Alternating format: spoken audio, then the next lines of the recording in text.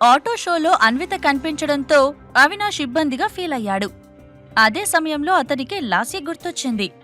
లాస్యకు బిడ్డ పుట్టకముందే ఆమెను వదిలేస్తానని డిసైడ్ అయ్యాడు. ఎస్, లాస్యను వదిలేస్తేనే అన్విత తిరిగి వస్తుంది. నా మీద తనకు నమ్మకం కుదురుతుంది. అన్విత నా దగ్గరికి రావాలంటే నా దగ్గర అంతకు మించిన ఆప్షన్ లేదు అని అతను అనుకున్నాడు. లాస్య కూడా చాలా మారిపోయింది. ప్రెగ్నెంట్ అవ్వకముందు తన బిహేవియర్ డిఫరెంట్గా ఉండేది. తను ప్రెగ్నెంట్ అయ్యి నా నుండి అన్విత దూరమైన తర్వాత ఇంకా మారిపోయింది. ఆ రోజు మేకప్ పూర్తిగా చెరిగిపోయి తన ఒరిజినల్ ముఖం బయటకు వచ్చినప్పటి నుండి నాకస్సలు ఆమె మీద కొంచెం కూడా ఇంట్రెస్ట్ కలగడం లేదు. అన్విత నా నుండి దూరం అవ్వడానికి కారణం లాస్యనే అని, అసలు అన్విత విషయం పట్ల తన తప్పే లేదని అనుకోసాగాడు అవినాష్. అన్వితతో 4 ఏళ్లు కాపురం చేశాడు అవినాష్. కాని ఒక్కసారి కూడా తనను సరిగ్గా చూసుకోలేదు. ఈవెన్ ఆమెతో ఎప్పుడూ ఇంటిమేట్గా ఉండలేదు. తన దగ్గర అన్విత ఉన్నప్పుడు ఆమెలో ఎలాంటి రొమాంటిక్ టచ్ ని అతను చూడలేదు. కాని ఇప్పుడు దూరం అయ్యాక చుట్టుపక్కల వాళ్లంతా అన్విత అందం గురించి మాట్లాడుతూ కామెంట్ చేస్తుంటే అతనికి ఒళ్లంతా జలగలు పాకినట్టుగా ఉంది. ఈ రోజు చిన్న సైజ్ స్కర్ట్లో అన్వితను చూసేసరికి అవినాష్ బిత్తరపోయాడు. ఇలాంటి డ్రెస్సులు వేసుకున్న అమ్మాయిల గురించి మగాళ్లు ఎలా మాట్లాడతారో అతనికి తెలుసు. వాళ్లంతా అలా మాట్లాడకుండా ఉండాలంటే అన్వితను స్టేజ్ మీద నుండి దించేయాలని అతను అనుకున్నాడు. దాంతో సిగరెట్ తాగుతున్న అతను వెంటనే దాన్ని కింద పడేసి ఫాస్ట్గా నడుస్తూ ఆటో షో ఎగ్జిబిషన్లోకి వెళ్లిపోయాడు. ఆటో షో మొదలై 2 గంటలవుతుంది. హై హీల్స్ వేసుకుని ఎక్కువసేపు కావడం వల్ల అన్వితకు ఇబ్బందిగా అనిపిస్తుంది. ఆమెకు కాళ్లు నొప్పి పెడుతున్నాయి. అడుగు తీసి అడుగు వేయలేకపోతుంది. ఆటో షోలో ప్రస్తుతం స్పాట్ లైట్ వేరొక మోడల్ మీద పడింది. దాంతో యాంకర్ ఆ మోడల్ పక్కన ఉన్న కార్ విశేషాలను చెబుతోంది. ఆ మోడల్ పక్కనే స్పాట్ లైట్ పడని ప్రాంతంలో అన్విత ఉంది. హీల్స్ కారణంగా పెడుతున్న నొప్పిని ఆమె భరించలేకపోతోంది. అటువైపు యాంకర్ కార్ స్పీడ్ గురించి, అందులోని ఇంటీరియర్ ప్రత్యేకతల గురించి చెప్పుకుంటూ వెళ్తోంది. ఇటువైపు అన్విత కాళ్లలో మొదలైన నొప్పి మెల్లమెల్లగా పైకి పాకుతోంది. పిక్కల నుండి మోకాళ్లు, ఆ తర్వాత నడుము భాగానికి నొప్పి చేరడంతో తట్టుకోలేకపోయింది. అంతే, అక్కడే కూలబడిపోయింది. అన్విత నోటి నుండి ఒక్క మాట రాలేదు. కనీసం నొప్పిగా ఉందని కూడా ఆమె అనలేకపోతోంది. హీల్స్ వల్ల ఆమె పూర్తిగా బలహీనంగా మారిపోయింది. కింద పడిన తర్వాత ఆమె కళ్ళు తనకు తెలియకుండానే మూసుకున్నాయి. అక్కడ ఏం జరుగుతుందో అర్థం కాలేదు. 2 నిమిషాల వరకు ఆమెకు ఏమీ తెలియదు. 3వ నిమిషంలో కళ్ళు కొద్దిగా తెరుచుకుంటున్నాయి. మెదడు పనిచేయడం మొదలయ్యింది. తనను ఎవరో చేతుల్లో ఎత్తుకుని వెళ్తున్నట్టు అనిపించింది. కళ్ళు ఇంకొంచెం తెరుచుకోవడంతో అతను షాడో అయ్యుంటాడని ఆమె అనుకుని షాడో అని పిలిచింది. ఆ, నేనే అని అతడు అన్నాడు అని ఆమె అడుగుదామనుకుంది. అంతలోనే ఇప్పుడేమీ మాట్లాడకు అని ఆపేశాడు షాడో. అయినా అన్విత వినకుండా మనం ఎక్కడికి వెళ్తున్నాం అని అడిగింది. ఏమీ మాట్లాడొద్దని చెప్పాను కదా అని మళ్ళీ అన్నాడు షాడో. అది కాదు, నన్ను తొందరగా మన రూమ్కి తీసుకెళ్ళు. నేనిక్కడ ఉండలేకపోతున్నాను. మోడల్లాగా డ్రెస్ వేసుకోవడం నాకస్సలు నచ్చలేదు. స్టేజ్ మీదికి వెళ్లాలంటేనే భయంగా అనిపించింది అని పూర్తిగా స్పృహలోకి వచ్చిన అన్విత అంది. ఇప్పుడవన్నీ ఎందుకు? నువ్వు ఏ సిచ్యువేషన్లో స్టేజ్ మీదకు వెళ్లడానికి రెడీ అయ్యావో నాకు తెలుసు అని అన్నాడు షాడో. అవును కదా, అసలు వెళ్ళమన్నదే నువ్వు అని తన మనసులో అనుకున్న అన్విత ఏమీ మాట్లాడకుండా సైలెంట్గా ఉండిపోయింది. చేతుల్లో ఎత్తుకొని పార్కింగ్ ఏరియా వరకు నడిచిన షాడో ఆమెను కారులో ఎక్కించాడు. ఆ టైంలో కళ్ళు తెరవాలని అన్విత అనుకుంది. కాని కళ్ళు తెరవద్దు, నేను మాస్క్ పెట్టుకోలేదు అని చెప్పాడు షాడో. అవునా, అయితే నాకిదే మంచి టైం అన్నమాట. వెంటనే కళ్ళు తెరిచేస్తాను అని అన్విత అంది. నీకు నన్ను చూడాలని ఆత్రంగా ఉందని నాకు తెలుసు, బట్ అని షాడో ఏదో అనబోతుంటే, ఐనో, నువ్వేం చెప్పాలనుకుంటున్నావో నాకు తెలుసు. నీకు కొన్ని పనులున్నాయని చెప్పావు కదా, అవన్నీ పూర్తయ్యాకే మాస్క్ తీస్తానని అన్నావు. నాకు గుర్తుంది. నీకిష్టం ఉన్నప్పుడే మాస్క్ తీసేయ్. అప్పటి వరకు నేను వెయిట్ చేస్తాను అని అంది అన్విత. ఆ మాటలకు చిన్నగా నవ్వేశాడు షాడో. ఈ ప్రపంచంలో నీలా అర్థం చేసుకునేవాళ్లు చాలా తక్కువ మందుంటారు. నాకు తెలిసి ఇంతలా అర్థం చేసుకునేవాళ్లు ఎవ్వరూ ఉండరు. యూర్ ద వన్ అయ్యుంటావ్ అని అన్నాడు. అన్వితను ముందు సీట్లో కూర్చోబెట్టిన షాడో ఆమెకు సీట్ బెల్ట్ పెట్టడానికి ప్రయత్నించాడు. ఆ ప్రయత్నంలో ఆమె ముఖానికి అతడు దగ్గరగా వెళ్ళాడు. ఆ సమయంలో అతని నుండి సిగరెట్ తాగినట్టు వాసన రావడంతో, నీకు సిగరెట్ తాగే అలవాటుందా అని అడిగింది. జనరల్గా నాకు సిగరెట్ అలవాట్లేదు, బట్ ఈరోజు తాగాలనిపించింది. ఎప్పుడో ఫ్రస్ట్రేషన్లో ఉన్నప్పుడే తాగుతాను, మరీ ఎక్కువగా తాగను అని చెప్పాడు షాడో. సిగరెట్ తాగే అలవాటున్న ప్రతి ఒక్కరూ ఇదే చెప్తారు. తాము సిగరెట్ తాగుతూనే అలా తాగడానికి ప్రత్యేకంగా కారణాన్ని పెట్టుకుంటారు. వాళ్లలాగే నువ్వు కూడా చెప్తున్నావు అని అంది అన్విత. అలా అంటావేంటి బేబీ, నేనేమీ ప్యాకెట్లు తాగేవాణ్ణి కాదు, ఎప్పుడో ఒకసారి మాత్రమే తాగుతాను అని అన్నాడు షాడో. ఆ ఒక్కసారి కూడా తాగడం ఎందుకు? మానేసేయ్, నేను చెప్తున్నాను, నువ్వు సిగరెట్ మానేసేయ్ అని ఆర్డర్ వేస్తున్నట్టుగా అంది అన్విత. ఆమె అలా మాట్లాడ్డం షాడోకు నచ్చింది. తన మీద అధికారమున్నట్టుగా మాట్లాడ్డాన్ని అతడు ఇష్టపడ్డాడు.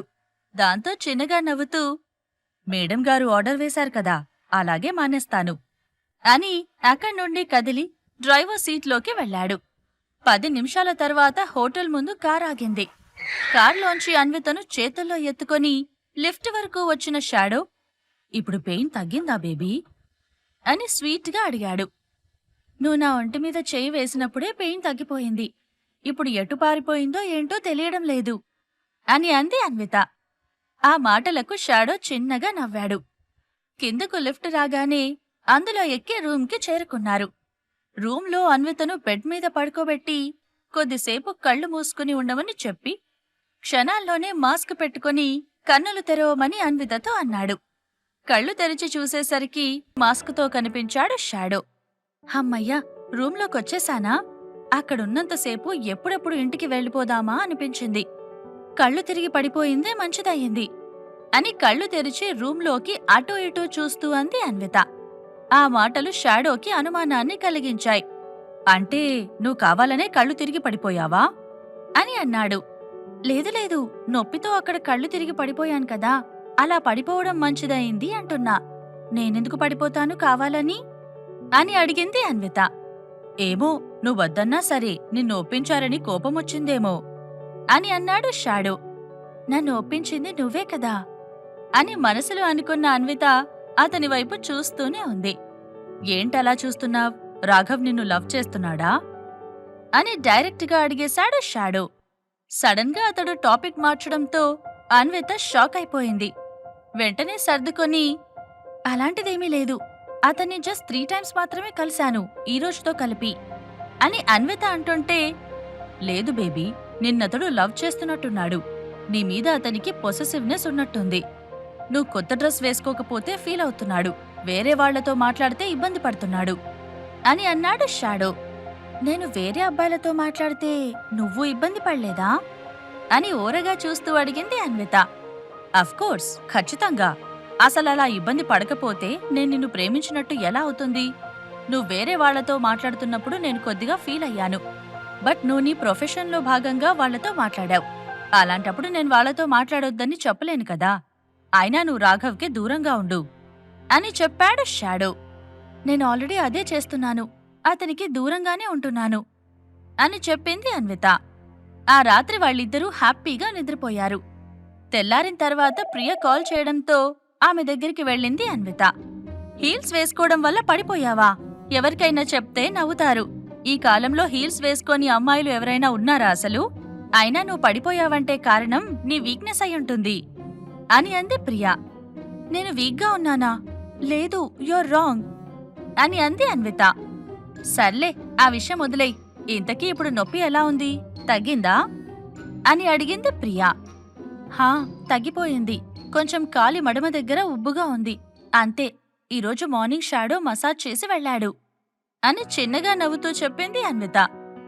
Great, you're lucky. ఇంతకీ షాడో, ప్రవీణ్ జయరాం ఒకరేనా? నువ్వు కన్ఫర్మ్ చేసుకున్నావా అని అడిగింది ప్రియా.